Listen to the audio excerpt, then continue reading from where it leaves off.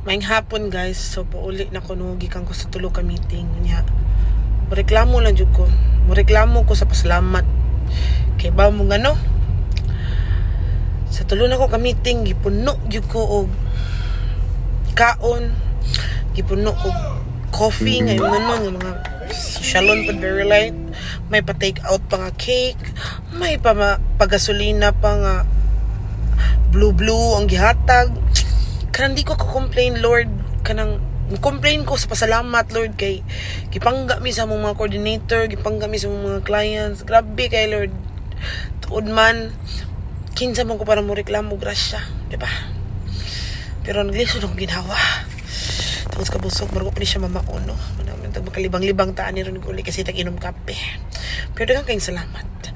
Grasya, nga dili angay ikareklamo. Kung hindi mo reklamo, tapos pasalamat.